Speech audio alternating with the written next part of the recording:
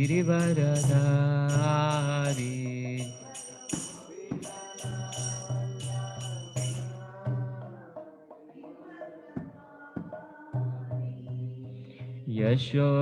यशोदानन्दन व्रजजनरञ्जन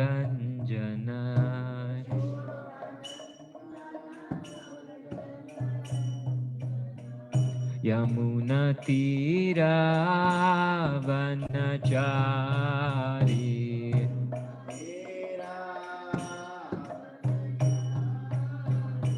जयो राधा माधव कुंज बिहारी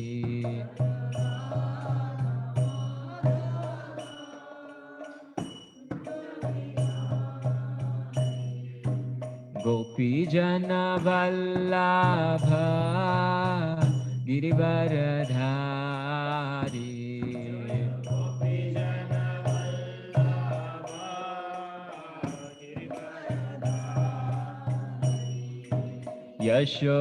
यशोदानन्दन व्रजजनरञ्जन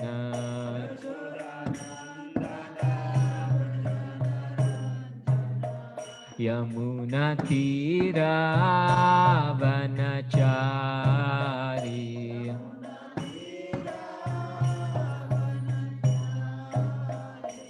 हरे कृष्णा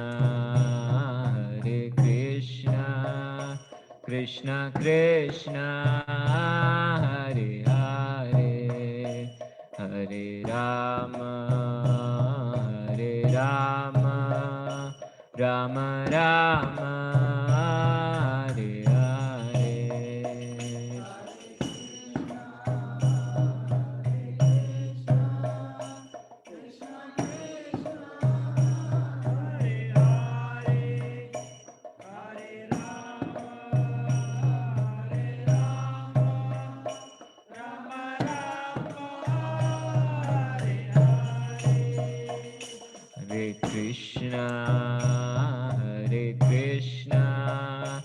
कृष्ण कृष्ण हरे हरे हरे राम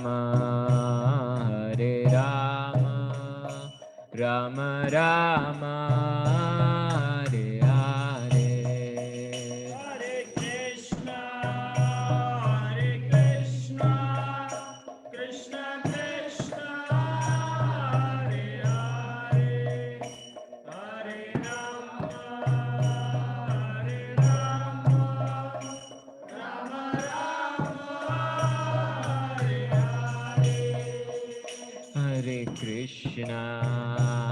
हरे Krishna Krishna Krishna Hare Hare Hare Ram Ram Ram Hare Hare Hare Krishna Krishna Krishna Hare Hare Hare Ram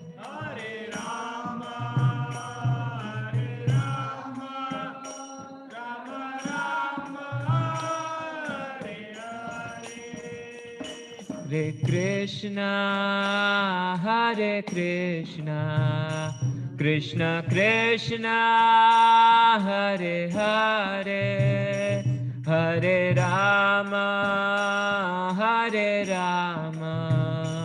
Ram Ram Hare Hare Hare Krishna Krishna Krishna Hare Hare Hare Ram Ram Ram Hare Hare Hare Krishna Krishna Krishna Hare Hare Hare Ram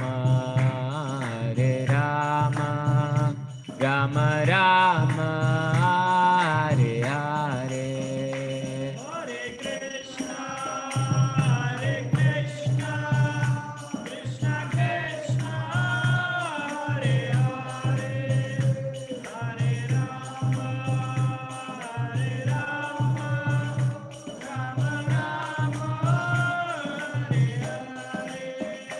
Hare Krishna, Hare Krishna, Krishna Krishna, Hare Hare, Hare Rama, Hare Rama, Rama Rama, Hare Hare.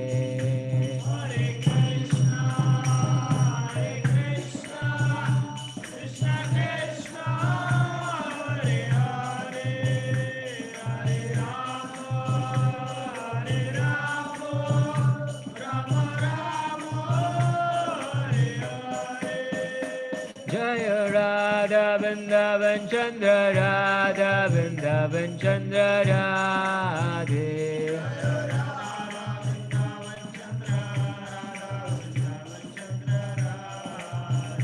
Jaya Nitai Gaur Sundar Nitai Gaur Sundar Gaura Hari.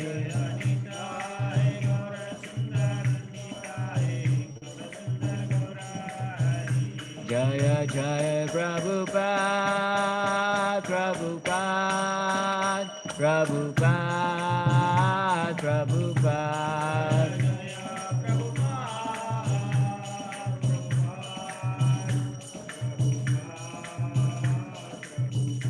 Nitai Gaur Hari Bol Hari Bol Hari Bol Hari Bol.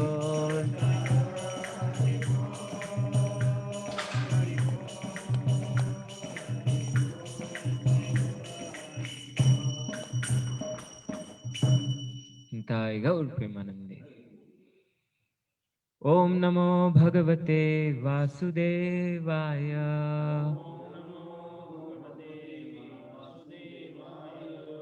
Om Namo Bhagavate Vasudevaya.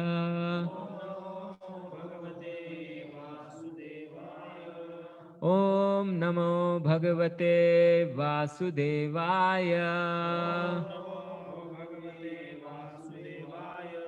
Narayanam Namaskritya Naram Chaiva Narottamam Devim Saraswatim Vyasam Tato Jaya Mudiraye Nashtaprayeshu Abhadreshu Nityam Bhagavata Sevaya Bhagavate Uttama Shloke Bhaktir Bhavati Naishtike Krishnaya Vasudevaya Devaki Nandanaya Cha Nandagopa Kumaraya Govindaya Namo Namaha.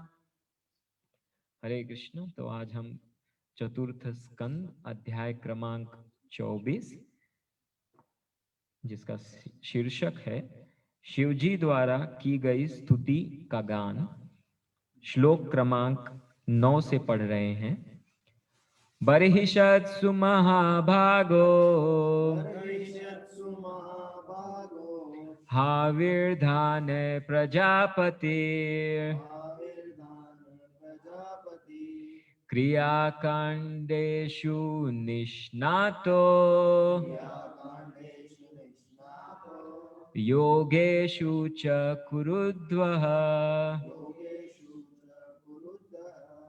बर्हिषत्समूहाभागो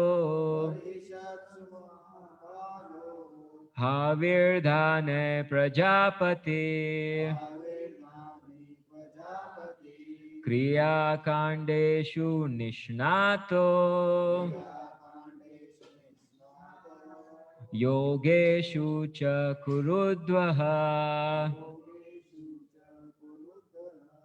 बर्हिषत्समूहाभागो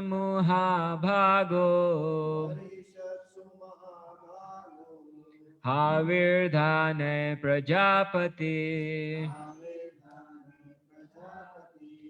क्रियाकांडेषु निष्णातो योगेषु च कुरुद्वः।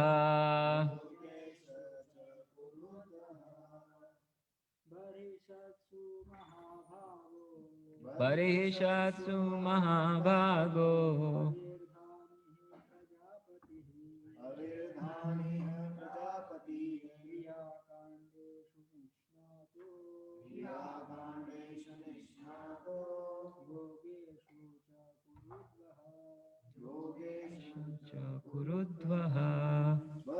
बर्हिषत्सु महाभागो बर्हिषत्सु महाभागो अविराधानि प्रजापति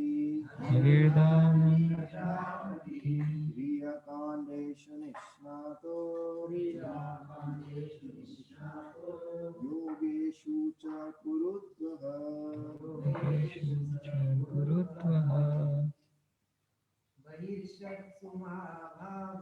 बर्हिषत्सु महाभागो अविर्धानि प्रजापति क्रियाकाण्डेषु निष्णातो योगेषु च कुरुद्वः। शब्दशार्थ, अनुवाद तथा तात्पर्य शील प्रभुपाद जी द्वारा। शील प्रभुपाद की जय। बर्हिषद बर्हिषत् बर्हिषद सुमहाभागः अत्यंत भाग्यशाली हाविर्धानी हाविर्धानी नामक प्रजापति ही प्रजापति का पद क्रियाकांडेषु सकाम कर्म करने में निष्णातः लीन रहने वाला योगेषु योगाभ्यास में च भी कुरु उद्वह हे कुरुओं में श्रेष्ठ। अनुवाद। मैत्रेय ऋषि ने आगे कहा, हे विदुर, हविर्धान का अत्यंत शक्तिशाली पुत्र बर्हिषत विभिन्न प्रकार के यज्ञादि कर्मकांड तथा योग अभ्यास में अत्यंत कुशल था। अपने महान गुणों के कारण वह प्रजापति कहलाया। तात्पर्य। सृष्टि के प्रारंभ में जीवों की संख्या अधिक न थी, अतः शक्तिशाली जीवात्माओं या देवताओं को संतान उत्पन्न करने तथा जनसंख्या बढ़ाने के लिए प्रजापति के रूप में नियुक्त किया जाता था। प्रजापति कई थे। ब्रह्मा, दक्ष तथा मनु को भी कभी कभी प्रजापति कहा जाता है। हविर्धान का पुत्र बर्हिषत भी इनमें से एक था। ओम अज्ञानतिमिरान्धस्य ज्ञानाञ्जनशलाखया चक्षुरुन्मिलितं येन तस्मै श्रीगुरुवे नमः। श्रीचैतन्य मनोभीष्टं स्थापितं येन भूतले स्वयं रूपा कदा मह्यं ददाति स्वपदान्तिकम्। वन्देऽहं श्रीगुरौ श्रीयुतापदकमलं श्रीगुरो वैष्णवांश्च श्रीरूपां सागरजातः सहगणा रघुनाथान्वितं तं सजीवं साद्वैतं सावधूतं परिजनसहितं कृष्णचैतन्यदेवं श्रीराधा कृष्णपादान् सहगणा ललिता श्रीविशाखान्वितांश्च। नमो ओं विष्णुपादाय कृष्णप्रेष्ठाय भूतले श्रीमते भक्तिवेदांत स्वामिनिति नामिने। नमस्ते सरस्वते देवे गौरवाणी प्रचारिणे निर्विशेषा शून्यवादी पाश्चात्य देशतारिणे। नमो महावदन्याय कृष्ण प्रेम प्रदायते कृष्णाय कृष्ण चैतन्य नामिने गौरविषे नमः। हे कृष्णा करुणा सिंधु दीनबंधु जगत्पते गोपेशा गोपिका कांत राधा कांत नमोस्तुते। तप्त कांचन गौरांगी राधे वृंदावनेश्वरी वृषभानुसुते देवी प्रणमामि हरिप्रिये वाञ्छाकल्पतरुभ्यश्च कृपा सिन्धुभ्येव च पतितानां पावनेभ्यो वैष्णवेभ्यो नमो नमः। जय श्री कृष्ण चैतन्य प्रभु नित्यानंद श्री अद्वैत गदाधर श्रीवासादि गौर भक्तवृंद। हरे कृष्णा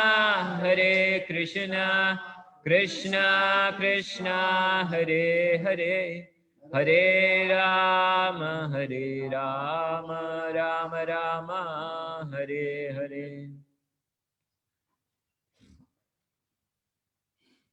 हरे कृष्ण।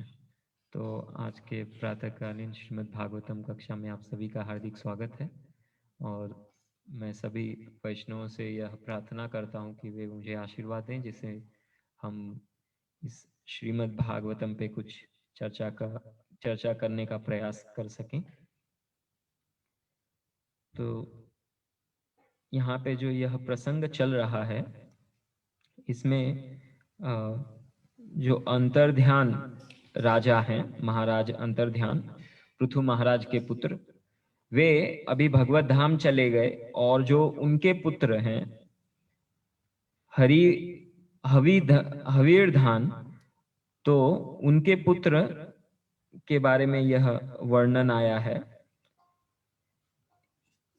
श्लोक और तात्पर्य, इसमें कुछ शब्द बहुत महत्वपूर्ण हैं, जैसे अपने महान गुणों के कारण वह प्रजापति कहलाए। तो वो प्रजापति नहीं थे लेकिन कहलाए, यह एक शब्द आया है जो अनुवाद में प्रभुपाद जी लिख रहे हैं।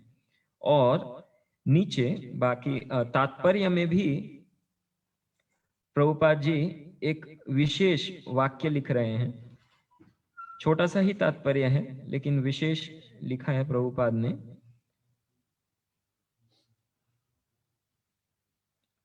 सृष्टि के प्रारंभ में जीवों की संख्या अधिक न थी, अतः शक्तिशाली जीवात्माओं या देवताओं को संतान उत्पन्न करने तथा जनसंख्या बढ़ाने के लिए प्रजापति के रूप में नियुक्त किया गया। शक्तिशाली जीवात्माएं, सभी को नहीं। यहाँ पे यह 3 ही स्टेटमेंट्स हैं लेकिन यह बहुत इंस्ट्रक्टिव है। जब मैं ये तात्पर्य पढ़ रहा था तो इसमें है क्या, उन्होंने प्रजापति है, बच्चे पैदा किए और जनसंख्या बढ़ाई इसमें, लेकिन हमारे लिए क्या है, हमको हमारे लिए क्या इंस्ट्रक्शन है। एक्चुअली बहुत महत्वपूर्ण इंस्ट्रक्शन है इसमें।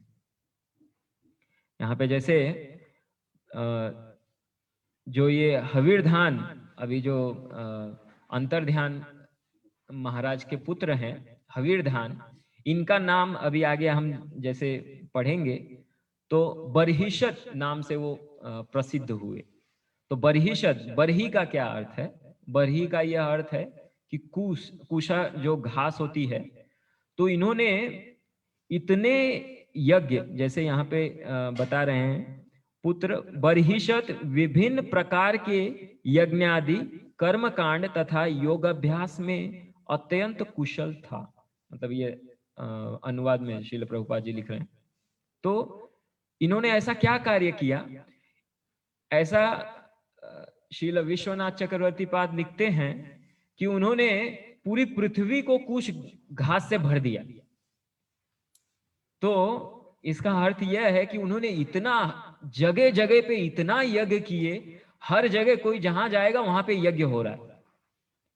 तो इसलिए इस अनुवाद में यह कह रहे हैं कि विभिन्न प्रकार के यज्ञ आदि में वे बहुत अत्यंत कुशल थे। अभी ये जो प्रजापति है, तो शुरुआत में सृष्टि के जब ब्रह्मा जी, उनको कहा गया भगवान विष्णु द्वारा कि अभी आप जो ये जीवात्माएं हैं इनको शरीर प्रदान कीजिए। तो शरीर प्रदान करने के लिए फिर पहले तो वो स्वयं प्रयास कर रहे थे कि मुझे ही प्रजा की निर्मिति करना है, मुझे ही जीवात्माओं को शरीर देना है। तो अपने मन से, अपने हृदय से, अपने शरीर के अलग अलग अंगों से जीवात्माओं का निर्माण कर रहे थे, देवताओं का, ऋषियों का, और फिर कुछ असुर भी उनके शरीर से प्रकट हुए। तो ऐसे अलग अलग प्रयास कर रहे थे। और ये सब प्रयास करने के बाद फिर उन्होंने सोचा मैं अकेले कुछ नहीं कर पाऊंगा, मुझे और भी सहायता चाहिए। देखिए ये जो चीज है ये बहुत महत्वपूर्ण है हमारे लिए भी। ये हम अंत में बताएंगे क्या है, लेकिन अभी के लिए कि जैसे ये प्रयास कर रहे थे, बाद में फिर कहे कि मैं अकेले नहीं कर सकता, तो क्या करना होगा, मुझे और कोई सहायता करने के लिए चाहिए। तो उन्होंने मनु महाराज की निर्मिति की। मनु, फिर उनको, जैसे यहाँ पे कह रहे हैं कि ब्रह्मा और मनु ये भी प्रजापति कहलाए, दक्ष। तो मनु महाराज को कहा अभी आप प्रजा को बढ़ाइए, और उसके द्वारा फिर ये जो पूरा ब्रह्मांड है इसको जीवात्माओं से भर दीजिए। लेकिन हम देखेंगे मनु महाराज के तो केवल 5 संतान थी, 3 पुत्रियां थी और 2 ही पुत्र थे। तो क्या प्रजा निर्माण की उन्होंने? 5 ही संतान। हाँ, दक्ष प्रजापति की बात की जाए तो वो काफी दक्ष थे, इसलिए नाम ही है दक्ष। जो अपने एक जन्म में भी, पहले जन्म में भी उनका नाम दक्ष था, जो अभी हमने ये चतुर्थ स्कंद में हम पढ़ते हैं कि कैसे उन्होंने सती को शिव जी को दिया था, और फिर अपराध करने के कारण वे उनको एक बकरे का सिर दिया गया, और उसके उपरांत फिर वे वो सहन नहीं कर पाए कि इतना इंसल्ट, इतना बड़ा लीडर होने के बाद ऐसा मेरे साथ कैसे हो गया। तो फिर उन्होंने अपना प्राण त्याग दिया, और उसके उपरांत फिर से वो अभी जो ये बरिष्यत महाराज है इनके ही पोते के रूप में आएंगे, दक्ष। फिर से उनका नाम दक्ष ही है, क्योंकि वो इतने दक्ष थे संतान उत्पन्न करने में। तो पहले 10,000 पुत्र को प्रकट करेंगे, तो हरि अश्व उनका नाम होता है। और फिर वो हरि अश्व को कहते हैं नारायण सरस में जाइए और वहां पे तपस्या कीजिए। देखिए ये कल्चर है, ऐसा नहीं बोल रहे अभी संतान उत्पन्न करने बोला है भर दो ये दुनिया को, बस हो गया मेरा काम हो गया, नहीं। वो कह रहे हैं कि अच्छे संतान चाहिए, कोई भी कुछ भी कैसा भी नहीं चलेगा। तो इसलिए वो कहते हैं उनको, हरि अश्व को, 10,000 पुत्रों को, कि आप जाओ नारायण सरस में और वहां पे जाके तपस्या करो, भगवान को प्रसन्न करो, और फिर आओ और फिर गृहस्थ आश्रम स्वीकार करो। तो ये हरि अश्व फिर नारायण सरस में जाते हैं और फिर वहां पे तपस्या करते हैं, करने के लिए जाते हैं। तभी उनको नारद मुनि मिल जाते हैं, और फिर नारद मुनि कहते हैं कहाँ जा रहे हो? तो बोले हम तपस्या करने जा रहे हैं, पिताजी ने कहा है। तो बोले अच्छी बात है, तो उसके बाद क्या करने वाले हो? उसके बाद फिर हम वापस से हम गृहस्थ बनेंगे। बोले गृहस्थ क्यों बनना है? आप भगवान की प्राप्ति कर रहे हैं, और फिर भगवान की प्राप्ति करने के वापस से फिर ये विषय जीवन में आपको क्यों जाना है, या आपको क्यों फंसना है, रिस्क क्यों लेना है? तो ऐसा बोलते हैं, और फिर उनको प्रचार करते हैं, और बाद में उनको वैराग्य के स्तर पे स्थित कर देते हैं, और फिर वो सभी भगवत धाम चले जाते हैं। तो दक्ष प्रजापति क्रोधित होते हैं, लेकिन फिर वो कंट्रोल करते हैं, नहीं साधु है तो जाने दो। तो वापस से संतान निर्मिति करते हैं। शवल अश्व 1,000 पुत्रों की निर्मिति करते हैं, पहले 10,000 फिर 1,000, और फिर ये 1,000 को वापस से वो नारायण सरस उसी जगह पे फिर से भेजते हैं। उनको पता है नारद मुनि फिर से यही करने वाले, फिर भी वो कहते हैं कि जाओ तपस्या करो, पहले ट्रेनिंग ले लो, और उसके बाद फिर आ जाओ, उसके बाद गृहस्थ आश्रम में आओ। तो ये सभी जो शवल अश्व है 1,000 पुत्र दक्ष प्रजापति के, वो जाते हैं, लेकिन फिर से नारद मुनि मिलते हैं उनको। नारद मुनि कहते हैं क्या करने जा रहे हो? तो बोले पिताजी ने कहा है तपस्या करने। तो बोले आपके भाइयों ने क्या किया? तो बोले वो भगवान की प्राप्ति की उन्होंने, तो आपको भी वही करना है, वही करो, बस इतना ही उपदेश देते हैं। तो ये भी 1000 पुत्र, वो भी फिर भगवान के ध्यान और भजन में लगते हैं और वो भी भगवत धाम चले जाते हैं। तो दक्ष प्रजापति बहुत क्रोधित हो जाते हैं। तो फिर वो उसके बाद बोलते हैं ये नारद मुनि नहीं सुधरेंगे, तो फिर क्या करते हैं, अभी पुत्रियों की निर्मिति करते हैं। तो पुत्रियों को तो वो इंस्ट्रक्ट नहीं करेंगे कि वैराग्य स्वीकार करो, तो फिर ऐसे प्रजापति, लेकिन ये प्रजापति दक्ष, लेकिन ये प्रजापति, ये शब्द का अर्थ और भी है, केवल संतान की निर्मिति करना नहीं है। तो ये मनु महाराज, जैसे हम कह रहे थे कि केवल 5 संतान थी, फिर ये कैसे प्रजापति हुए? तो प्रजा का पति, अगर दोनों शब्दों को अलग कर दिया जाए तो पति का अर्थ क्या है? पति का केवल पति पत्नी वाला वो पति नहीं, स्वामी। तो प्रजा का जो स्वामी होता है, लेकिन भाव क्या होता है? भाव होता है दास का, सर्वेंट लीडर। तो भाव यह होता है। तो मनु महाराज इस भाव में सेवा कर रहे थे, इसलिए वे प्रजापति हैं। और ब्रह्मा जी भी इसलिए प्रजापति हैं। अभी यहाँ पे बरीशत महाराज, इनके कितने पुत्र होंगे? आगे केवल 10 पुत्र होंगे, प्रचेता केवल 10 पुत्र। तो ये फिर कैसे प्रजापति हुए? क्योंकि ये प्रजा का संरक्षण कैसे कर रहे हैं। जैसे हमने कहा कि श्रील विश्वनाथ चक्रवर्ती पाद कहते हैं कि पूरे पृथ्वी को घास से भर दिया, कुश घास से, मतलब इतने यज्ञ, हर एक घर में यज्ञ हो रहा है। तो इस प्रकार से वे अपनी प्रजा का संरक्षण कर रहे हैं, उन्हें एक आध्यात्मिक वातावरण प्रदान कर रहे हैं, इसलिए इन्हें प्रजापति कहा गया। इसलिए श्रील प्रभुपाद जी यहां पे लिख रहे हैं, अपने महान गुणों के कारण वह प्रजापति कहलाए। ये महान गुण है, इस गुण के कारण वे प्रजापति कहलाए। ऐसा नहीं था कि बहुत सारे संतानों की निर्मिति की इसलिए प्रजापति, लेकिन ये गुण के कारण। गुण क्या है? संरक्षण प्रदान किया अपनी प्रजा को, आध्यात्मिक संरक्षण। तो लीडरशिप, या इसे कहते हैं एक प्रकार का अवसर है, सेवा करने का अवसर। Leadership means it's an opportunity to serve. तो स्पिरिचुअल लीडरशिप में जैसे हम श्रील प्रभुपाद जी का एक उत्कृष्ट उदाहरण देख सकते हैं। श्रील प्रभुपाद जी शुरुआती के दिनों में, जब कोई इतने लोग नहीं आ रहे थे, तो स्वयं ही सब कुछ कर रहे थे। वही कुकिंग करते, वही उनको सर्विंग करते, और बाद में सब छोड़ के चले जाते तो उनके प्लेट्स भी वही प्रभुपाद जी ही धोते। ये शुरुआती के दिनों में। बाद में जब जॉर्ज हैरिसन और ये बीटल्स जब भक्त बन गए, जॉर्ज हैरिसन भक्त बन गए, तो प्रभुपाद जी बाउरी या वहां पे नहीं रह रहे थे, जॉन लेनन के एस्टेट में रहे थे। एस्टेट में मतलब महल जैसा, उसमें रह रहे थे। तभी भी प्रभुपाद जी का भाव वही था, सेवा का भाव। तो ये है एक लीडरशिप।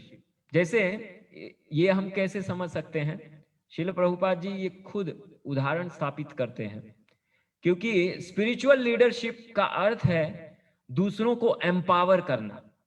बहुत बार ऐसा होता है कि हम लीडर हैं तो मतलब हम ही करता है, हम ही धरता है, बाकी सब लोग फॉलोवर हैं, बाकी सबको फॉलो करना है।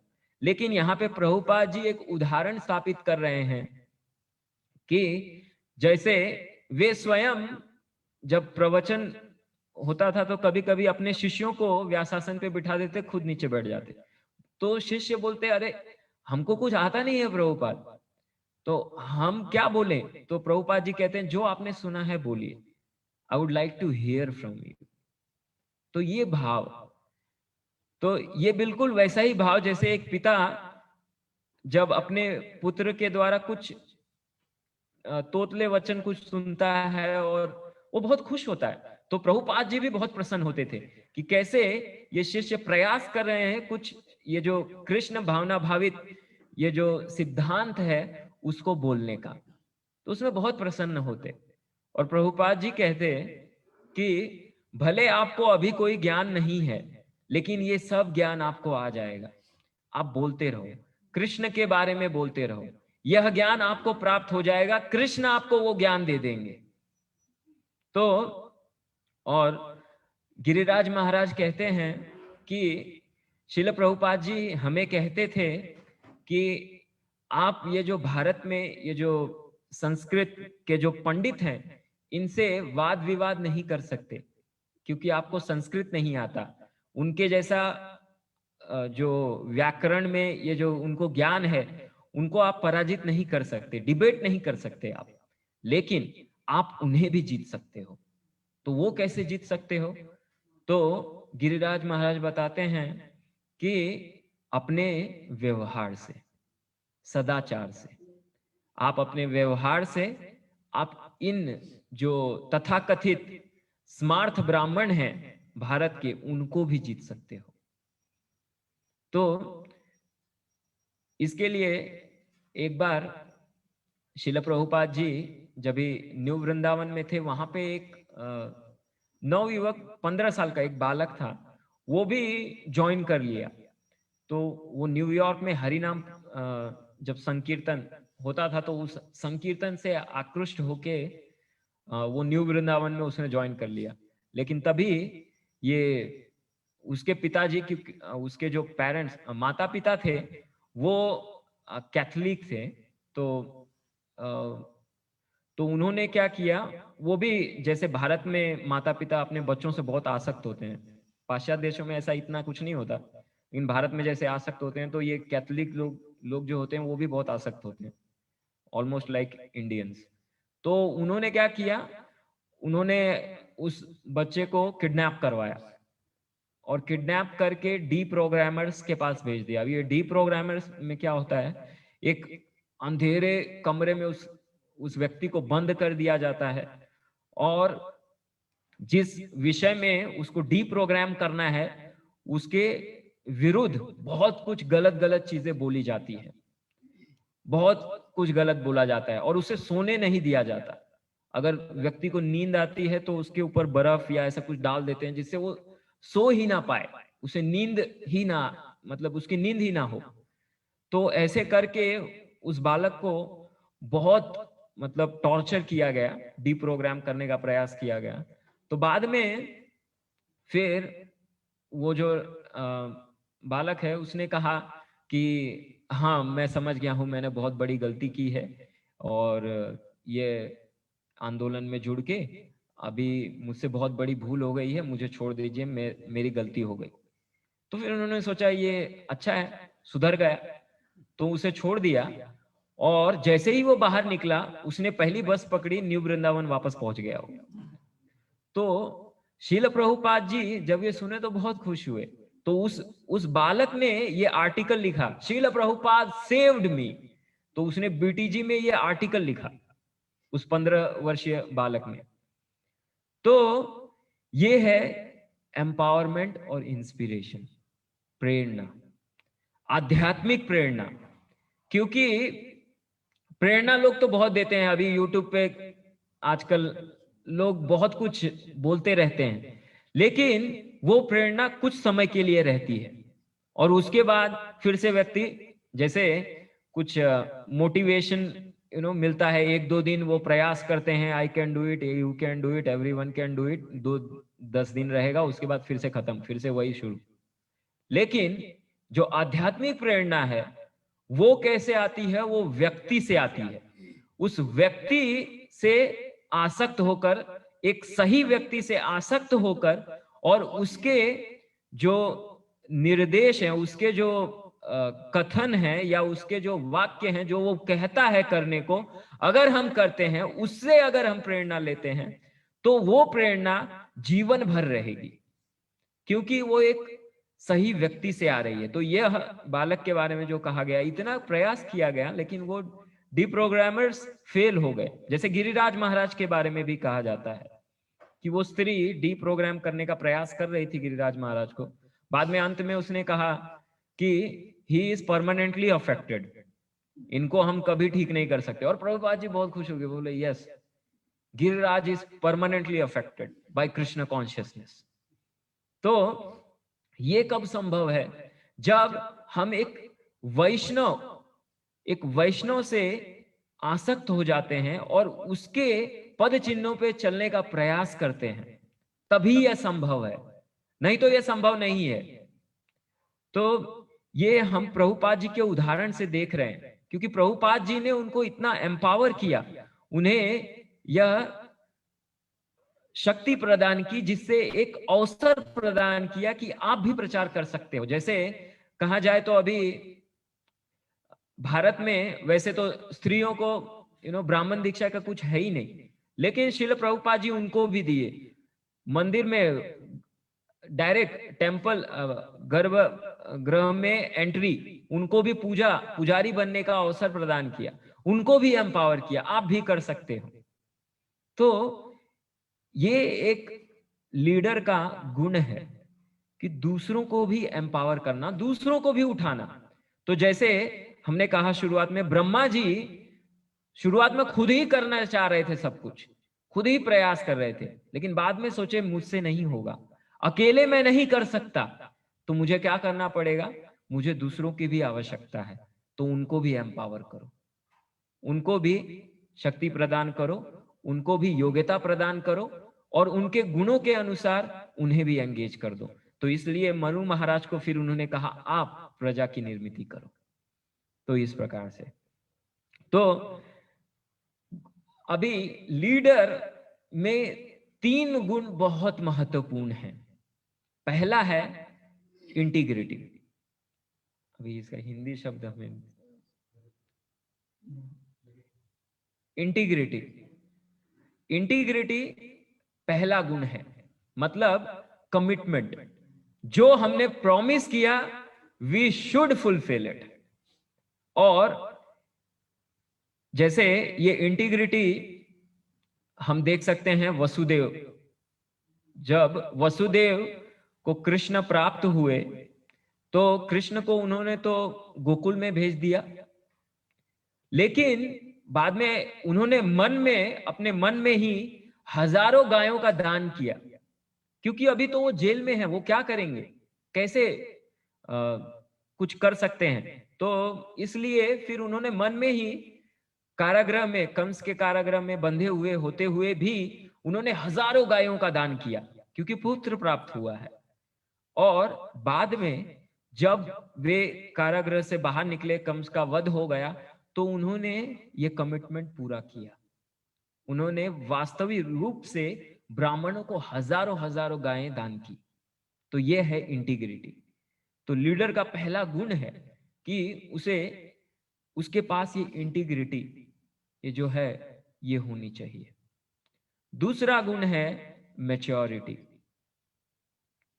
बहुत बार जैसे अ, हम स्वयं का ही उदाहरण देंगे, कल ही जैसे कुछ विशेष ऐसे भक्त चर्चा कर रहे थे, तो उसमें मतलब गोविंदास के बारे में वो कह रहे थे कि हमें इतने प्रोडक्ट्स तो नहीं रख सकते, तो फिर कुछ रखना चाहिए। तो कुछ हम क्या करेंगे, जो प्रोडक्ट स्पॉइल हो जाते हैं, जो फूड प्रोडक्ट, जो खाद्य पदार्थ खराब हो जाते हैं, तो वो अगर कोई ऑर्डर देगा तो हम बुलाएंगे। तो हम कह रहे थे नहीं नहीं, ये करना ही नहीं चाहिए। एक्चुअली इंटेंशन वो नहीं था, लेकिन कब कैसे व्यक्त करना है वो जानना चाहिए, दैट इज कॉल्ड मेच्योरिटी। तो हमारा वो इंटेंशन नहीं था, लेकिन हम बोल दिया हाँ नहीं, वो करना ही नहीं। सो मैसेज क्या गया कि you know one is totally against the idea, but intention वो नहीं था। तो वो कब हम कर सकते हैं, वो व्यक्ति कब समझ सकता है, जब उसके अंदर मेच्योरिटी होगी। सो इमेच्योर बिहेवियर के कारण डायरेक्ट बोल दिए, कुछ भी डायरेक्ट स्ट्रेट फॉरवर्ड होने के नाम पे कुछ भी बोल देते हैं हम। लेकिन we should be mature enough कि कैसे, कब, किस परिस्थिति में कैसे बिहेव करना है, कैसे बोलना है। सो ये है मेच्योरिटी। एंड थर्ड, तीसरा जो गुण है वो है नॉन एनवियस। नॉन एनवियस, हाँ, ईर्ष्या रहित, ईर्ष्या रहित होना। Non envious. तो जैसे अभी इसमें दुर्योधन का देखिए कि जब भी भगवान उनके पास आए शांति प्रस्ताव लेके और फिर कहे कि पांडवों को केवल 5 गांव दे दो, वो खुश हैं, पूरा ब्रह्मांड, पूरा ये जो पृथ्वी है इसके राजा आप ही रहो, उनको कोई प्रॉब्लम नहीं है, आप ये पूरे पृथ्वी के राजा रहो, उनको 5 गांव दे दो, सम्राट आप ही रहोगे। दुर्योधन बोले नहीं, 5 गांव क्या, एक सुई के नोक पे जितना जमीन आएगा वो भी नहीं देंगे। तो देखिए ये है ईर्ष्या, इतना ईर्ष्या भरा हुआ था उनके हृदय में कि नहीं, कुछ भी नहीं देंगे। जब पांडवों को वनवास में भेज दिया उन्होंने, अभी इतना कुछ हो गया, 13 वर्ष का, जो 12 वर्ष का वनवास है, 1 वर्ष का अज्ञातवास है, वो पांडव अभी वनवास में हैं, लेकिन फिर भी दुर्योधन बोले अरे कैसे वो लोग खुश कैसे हैं।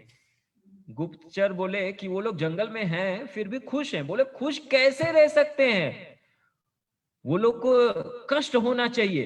तो चलो पूरा सेना को लेके, टाट भाट पूरा सब लेके और जाके वहां पे अपना टेंट बना के दिखाने के लिए कि देखो तुम्हारे पास, यू आर मिसिंग दिस, ये आपके पास नहीं है, इसलिए क्या करो आप लोग खुश मत रहो।